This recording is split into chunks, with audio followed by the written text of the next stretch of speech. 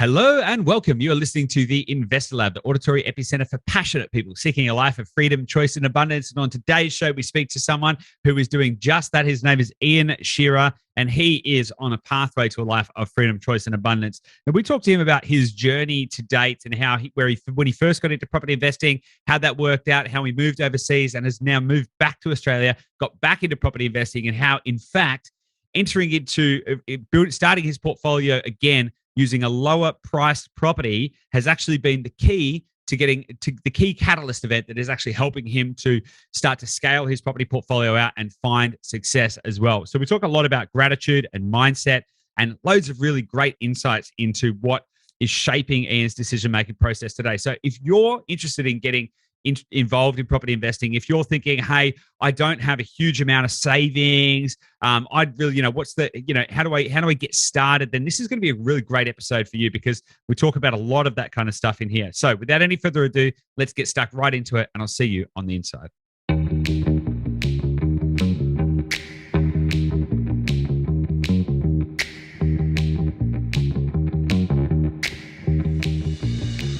Hey guys, welcome back to the Investor Lab. Joining me on today's show is Iain Shearer, who is a Dashdot client and a successful investor. Iain, how are you? I'm doing well, thank you. How are you, Goose? Mate, I'm very well, thanks. Really looking forward to our conversation today, and I want to dig into. There's a lot of stuff I actually want to ask you about, but for the benefit of the listener, why don't you give us a bit of a backstory? Tell us a little bit about who you are, where do you live, what do you do? So I live in Melbourne, in the eastern suburbs of Melbourne. Yeah. Work in the finance industry, but sort of entry-level work, and being at 46, had lived overseas for quite a while and gone from one job to another, so to speak, since coming back. And I guess with limited income and that sort of stuff, really kind of worried about future I could provide for myself and my kids and so on, in the form of security, but enjoy what I do. And yeah, just got a family of a wife and two kids. Kids are in senior high school, so cool. That part of my life. And so did you say you were living overseas for a while? Yeah, lived in Indonesia for 11 years. Yeah. What were you doing there? Range of things. I mean, what took me there was my now wife. We were together at university at RMIT. She'd finished her studies and we'd developed a pretty strong relationship.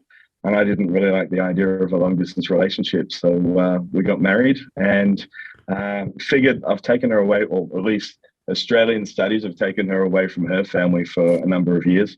Maybe I should go overseas for a couple of years. And I kind of forgot to come home for 11 years. Fair enough. Whereabouts in Indonesia was it? So it was mostly Jakarta. That's where I have my business. But after a few years, my wife decided to move to a regional city called Semarang, which is essentially, for Australians to comprehend, it's halfway between Jakarta and Bali. So you fly over. Yeah. So there you go. So still on Java? Yep, still on Java. Yeah. Pretty big island. 80 million people. Just on Java? Just in Java. Something the size of Victoria has about 80 million people.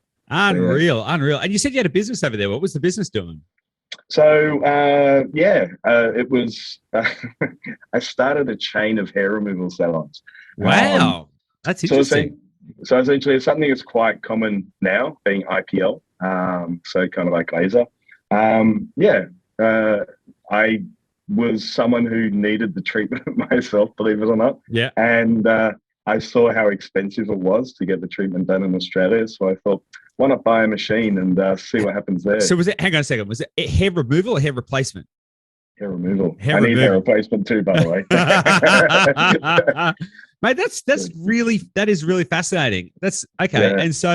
And so after 11 years there, after building a chain of hair removal clinics, all of that kind of stuff, what prompted you to move back to Australia? And did you sell the business? What was all that like? Well, so about a year in, I took on a partner to help with the expansion. So essentially a local Indonesian who I'd met through business forums and so on.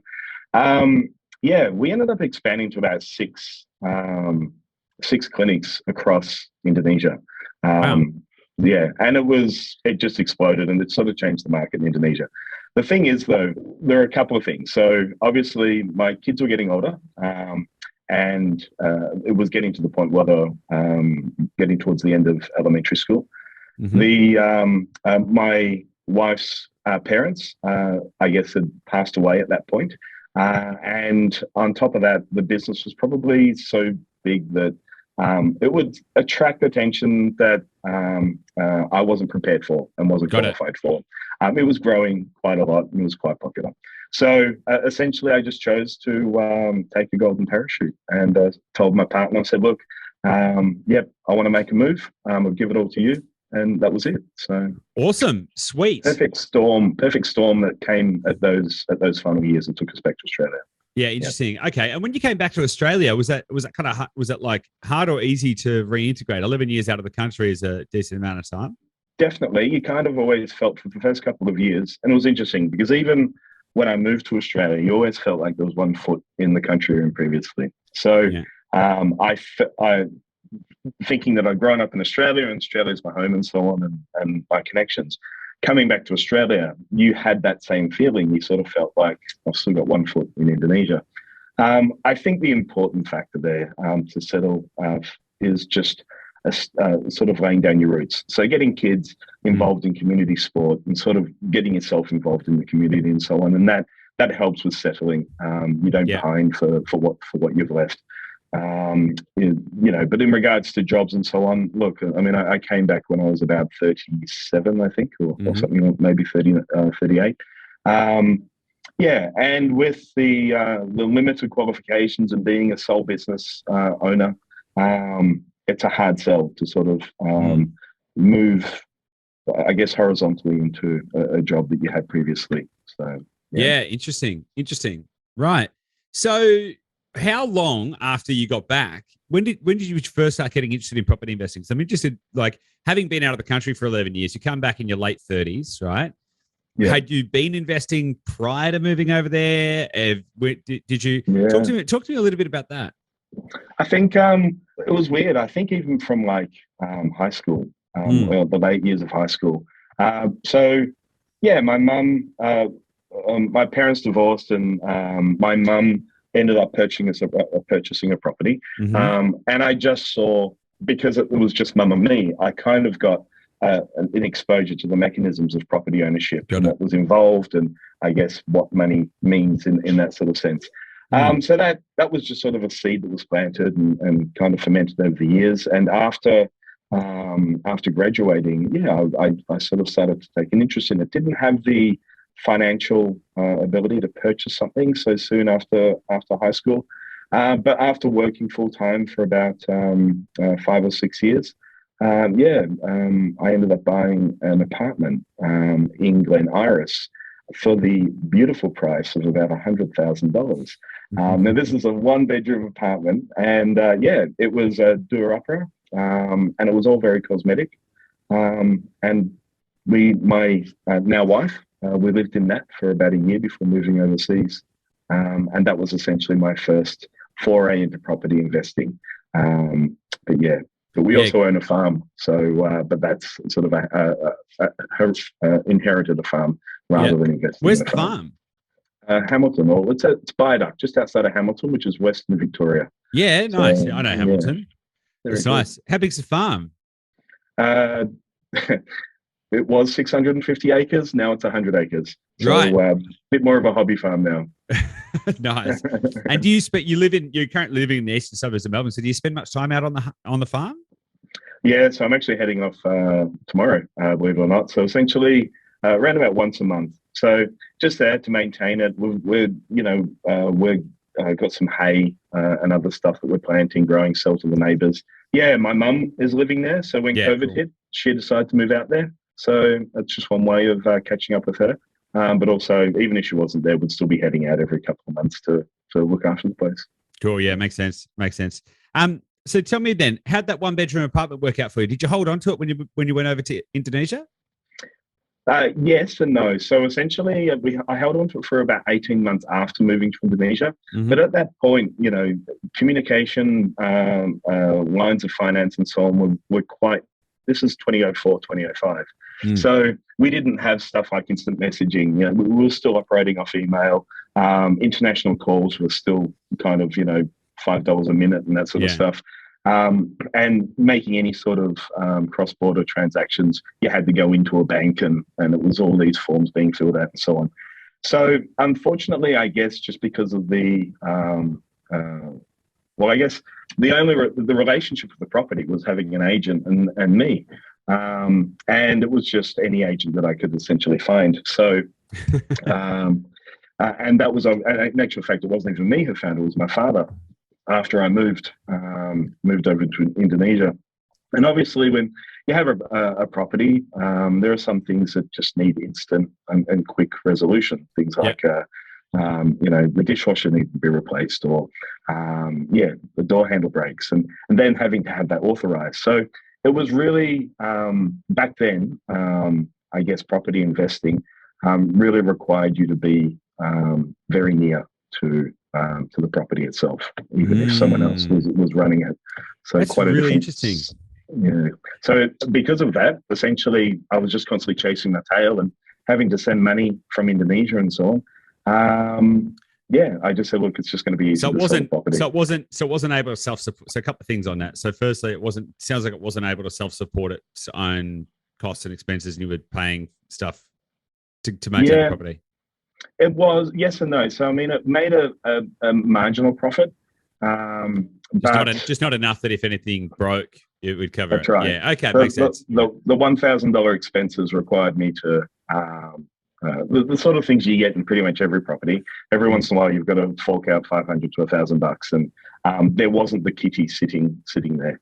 Yeah, and it's a really interesting insight that you just put in there as well. That like not that long ago, it was actually really hard to be a borderless remote investor, and thanks to technology, it's now actually way easier. Like everyone's so much more connected.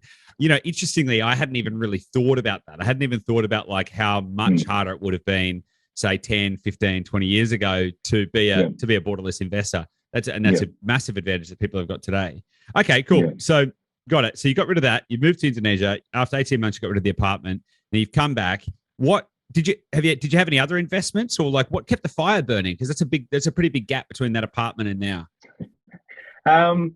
I guess the fire, you mean the desire to get into. I mean, it's just always been there because, well, first it's a form of necessity, especially you got a family, and while you can have your residential property, you're still, what is it? Standing still is going backwards, I guess, in a sense. So, I guess the easiest way, the more stable way for a lot of Australians to improve their wealth is through property.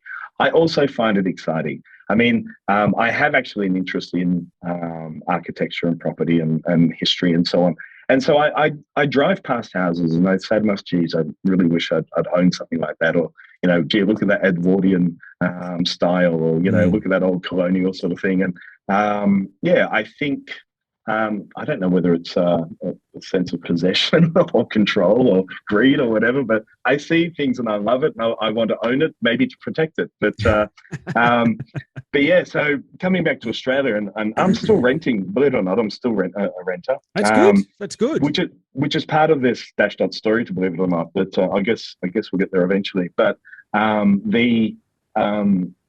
guess it's really just wanting to get out of that and investing in property, owning property and all that sort of stuff. It's just always there. And even in Indonesia, we actually dabbled in property investing. So obviously a completely different market with different rules and regulations and so on. And outcomes. Yeah, outcomes, exactly. Yeah. So, we had, that fire was still burning when I got back here because we still dabbled in it when we were in Indonesia. Awesome. So tell me then, you touched on something interesting there. The fact that you are renting right now, so you're rent vesting, right? Yep. You said that was part of the dash dot story. What do you mean by that? Do you want to go there? Well, I want to own a property. I want something to, I want to own my residential property, something I can invest in, blood, sweat and tear type thing, something I can call my own and shape the way I like.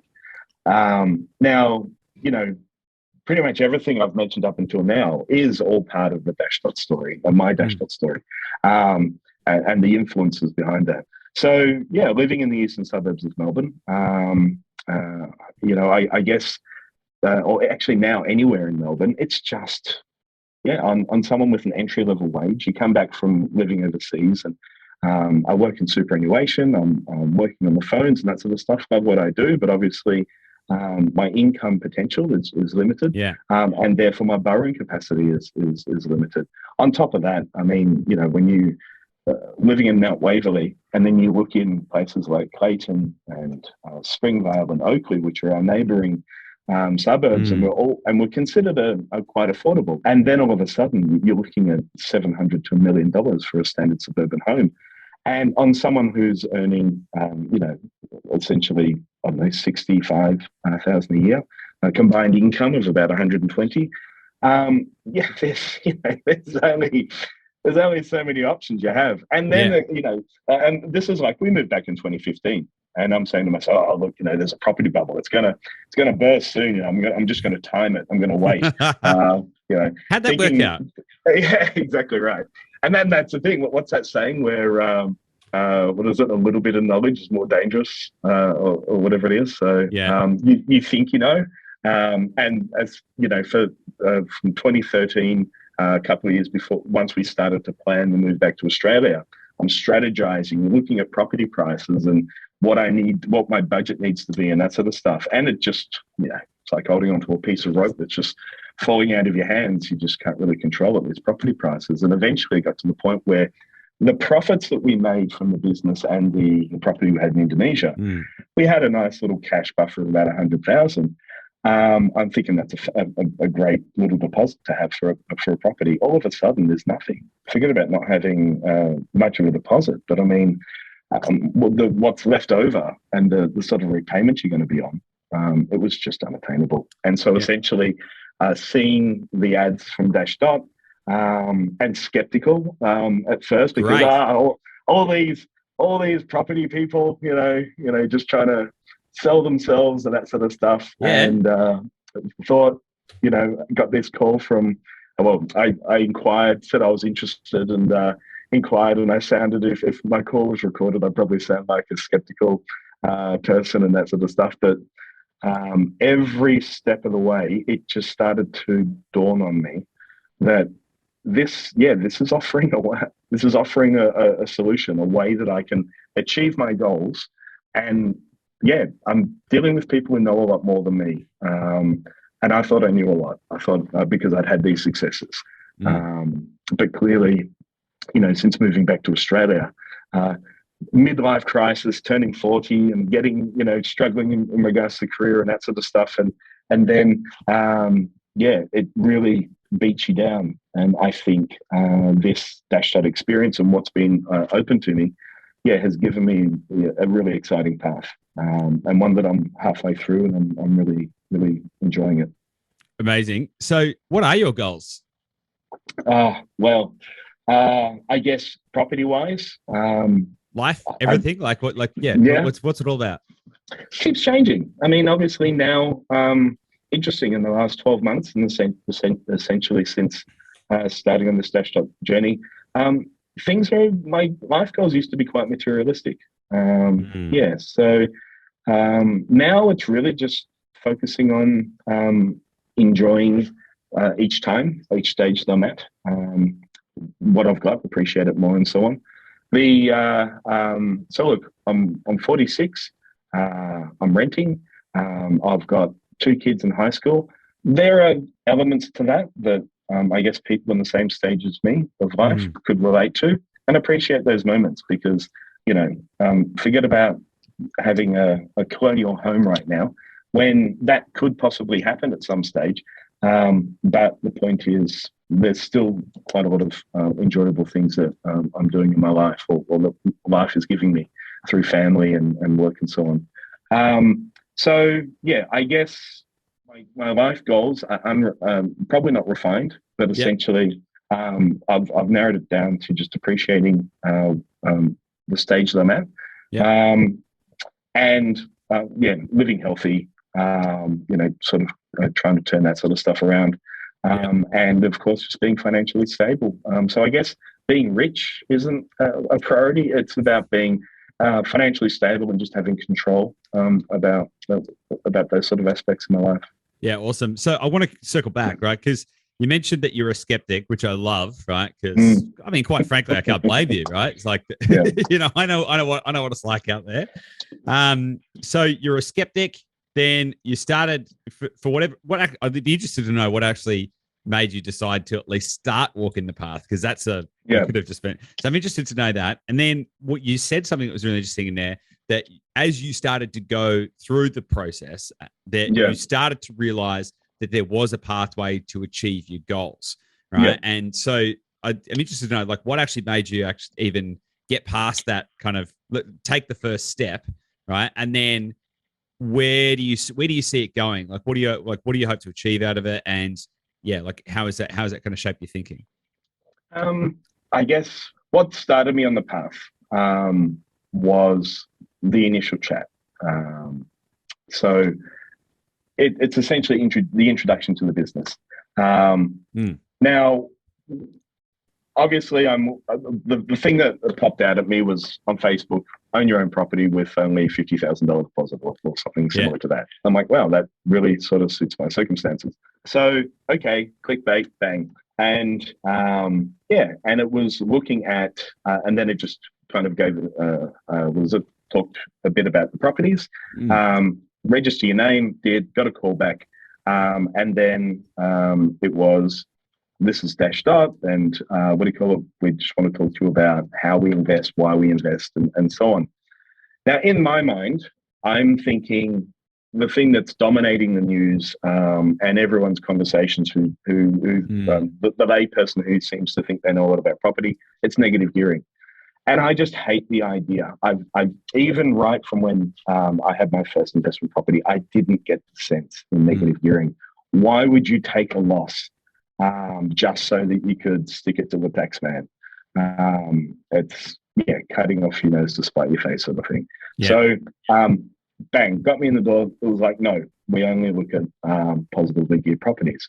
And then how we use that to then build from. And so, like, we're not looking at just this property. This is something that with looking at the three key factors of and the video, obviously the introductory video, which I essentially, I was so skeptical. I was like, I'll look at the video, no worries, next time you call, and that sort of stuff.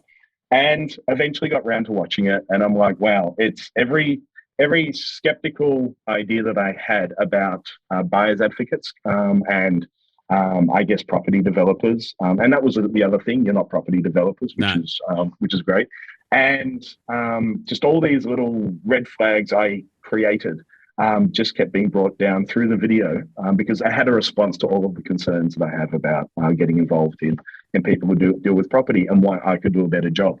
And clearly, and I started to realize, I can't do a better job. Not on my own. So then after that, the life plan, so to speak, where, so if we do create a relationship, this is how we see this playing out. And just the amount of detail was quite stunning. It didn't feel like lip service, and I was expecting that, and it was so disarming, the fact that it wasn't lip service. And it was like, I'm ready for a fight to make myself feel good and justify my opinions. And it was just that's it. I feel like I'm in the right hands, and awesome.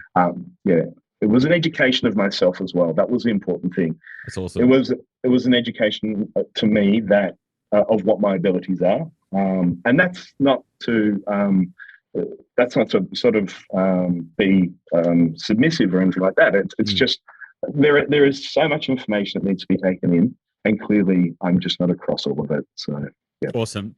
So I want to kind of touch on the fact. So you mentioned that one of the things that appealed to you was that you could get into property at a relatively low cost point, right? And so we've helped you so far to buy a $275,000 property, which is a lower price property. A lot of people think that you can't buy good property, right? Which is pretty good, right?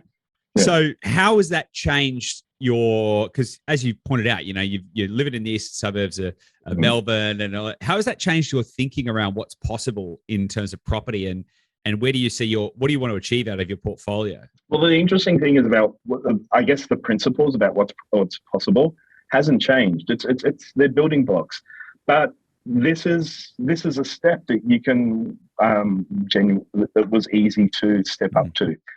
What I saw was that first step. What I could see, I was clouded by all of the prices in Melbourne, and then looking at the Geelong, and then looking at the Ballarat, and all of a sudden it's like, this amount that I have, it's not going to buy anything anywhere. But there's clearly properties out there, and so this entry point and finding profitable properties at a price that I knew they were out there, but I just thought they had to be like on some bush track in the middle of halfway between Adelaide and Alice Springs or something like that. Yeah, and clearly not. And it just shows that the circumstances I'm in, which a lot of people will be in, and the resources that are available to me, make getting into this pathway on this path definitely achievable, attainable. Yeah. Now that property that we bought, it's only settled about 4 months ago, right? That's right. Yeah, and so far it has given you a 47.8% return on investment. How does that make you feel? Doesn't it say it all? I mean, okay, that's great. The finance. How does it make me feel presenting that to my wife, who was skeptical as well? I mean, where do I start? It's exciting. Like, it really is exciting. And I've been saying to, obviously the people who have helped me in Dashdot, who help fund the property and so on, we still have our group going because we're talking about the property and other things. I'm saying I can't wait. Like, I'm literally, every time I make a decision now, I'm like, okay, at what point am I going to be ready to purchase another property? I mean, it's almost addictive now. So I just can't wait for being in a position to go again. It's quite funny, isn't it? Right? Because I can relate to it, right? Because I'm also been on the same journey, buying properties and all that kind of stuff.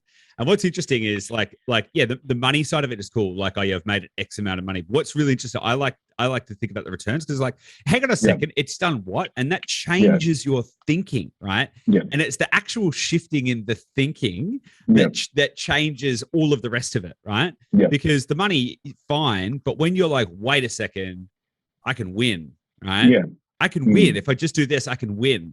And then that changes your worldview. And then you're like, oh my God, right? And it becomes genuinely exciting, rather than being some big onerous, I've got all these properties. It's just like, wait, hang on a second. How many of these can I do? Yeah.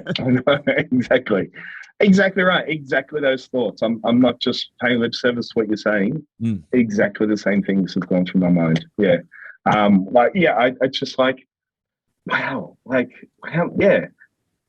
how many of these can I get? Like, come on, there's got to be a limit to this sort of stuff. And you just start having these thoughts come into your mind that try to be a negative Nelly and so on. But no, it's and you're constantly seeing the reports, you're seeing the success stories, and you know that it's still out there. So yeah, it's great. Awesome. So if you could go back 10 years, or in fact, go back a little bit further than that. If you go back and speak to your earlier self, what kind of advice would you give them to set them up for success today? I think I'm still working on. So it's advice that I give myself, but actually I'm still working on it today. So I think every second spent comparing myself to others is a second wasted on myself. So I think, I guess I'm a victim of always trying to seek validation. And you're just never going to get it. Or even if you do get the validation, it's not going to, I guess it's like a drug. It's not going to give you the hit you want. That's really, comparison is the thief of joy. Like, it is like, so, suffering is a choice that happens between action and response, right? But comparison is often the source of the most suffering. It's like, why aren't I richer? Why aren't I better looking? Why aren't I, why aren't I happier? Why aren't I less stressed? Why aren't I, more productive? Why aren't I taking more time off? And it's all of it, every single one of those thoughts can only exist when it is in comparison, right? None of those thoughts can exist in isolation, because they just wouldn't exist, because we wouldn't be saying, comparison can be the death knell of a lot of happiness and joy, I think. So it's a really good one. I reflect on it all the time, because everyone's guilty of it, right? Everyone's guilty of it. I'm consistently, everyone wants to be a better version of themselves, right? Some way, exactly. But it's you got to make sure that you're doing it in a productive way. So, and the other thing is, if you're trying to better yourself and you're using someone else as the yardstick, I mean, how they are makes them happy, and I guess just really trying to work out why you want to better yourself. What's your motive, and just focus on that. Yeah, you've also got to consider, because often, like, I don't know, let's just say you see someone who's wealthier than you. You're like, oh my God, wow, they're like way wealthier than I am. And it's like, but you don't know what the rest of their life is like, right? you don't know what they had to give up to get that. And if you knew what they had to give up to get that, would you choose that? That's like, so you just don't know. Everyone looks at everyone else and picks out the best bits, and then says this whole collection of other best bits. Why aren't I like why don't I embody the best bits of everybody else? Right? It's just like, it's crazy, right? It's just totally crazy. But I do it too. Everyone does it. So no, that's all good. Fast forward 10 or 20 years. What does your life look like? What do you want to achieve? Yeah, I think, look, I guess I set some goals. So obviously financial goals in 10 years, definitely want to be in my own property. Obviously, I'm thinking right now, market to be in Melbourne, but in 10 years time, things can change. Exactly right. So ensuring my kids know what they want, or at least, I guess, focusing on my kids' happiness and mental well-being, and I guess any sort of concerns that they have, and so on. And that's really about it. I mean, honestly, I think it's just narrowed in the last 12 months or so. I think everything is just filtered out to, those are probably my only concerns. It's just, I don't really care now about career progression, in the sense, like, I don't have the motivation to sort of go as far as I can career-wise, because I think while I thought that would bring me happiness, and I've been there, it didn't. I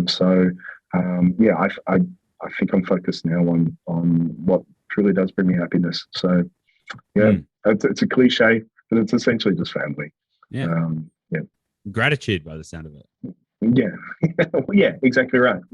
Gratitude, and of course enjoying each moment. So I can it was funny, have you ever had this situation where you look at a photo of yourself 10 years ago, and you're like, oh God, gee, I wish I looked like that this day, or something like that, and then thinking, hang on, when that photo was taken, I was thinking to myself, I saw a photo 10 years before that, and gee, I wish I could, be back then, or whatever.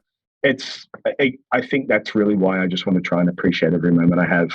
So you look back at a decade of what you wish you were back to, but you've spent a decade not enjoying that decade. So essentially, 2 decades wasted, so to speak, or not fully lived.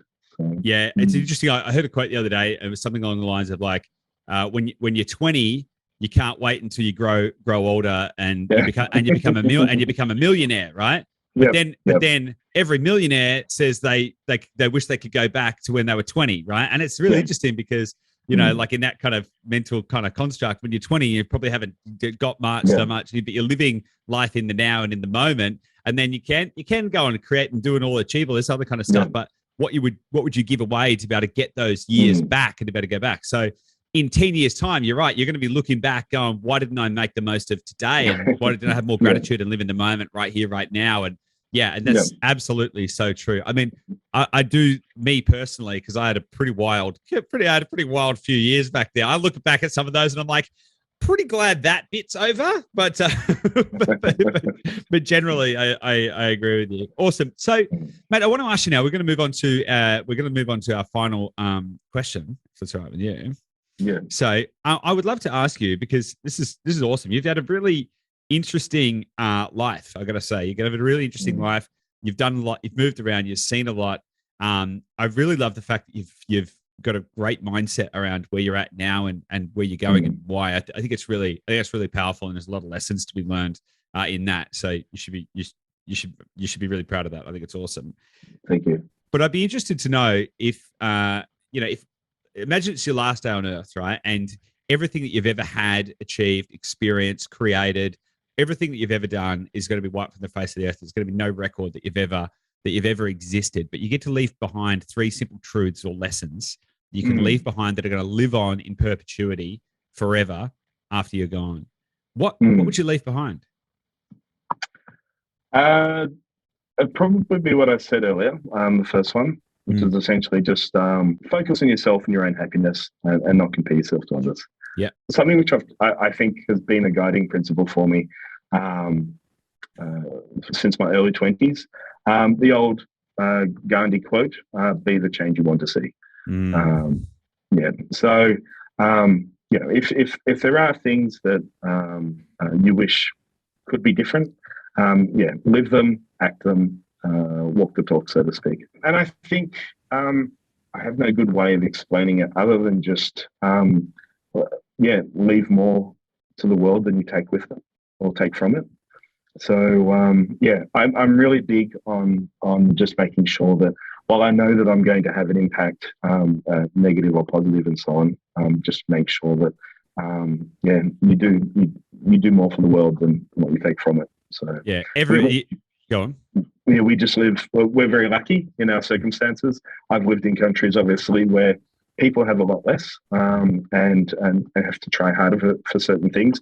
So all of the first world problems that I have pale into comparison. And so, I think anything I can give back that would have some sort of flow-on effect to anyone, anywhere else is important. Yeah, I love that.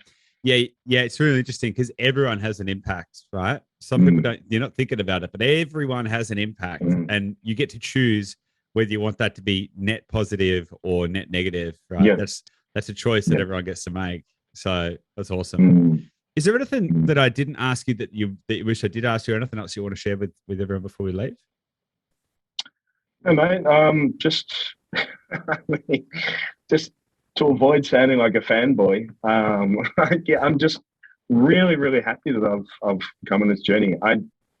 The funny thing is, as I talk about this, I think about what would my impression be if this was my introduction to Dashdot, with someone just talking amazing things about Dashdot. Gee, what a setup or whatever. Like I'm just really so glad, because all of the issues that I thought I had just seemed to Dashdot has been an important part of resolving a lot of those.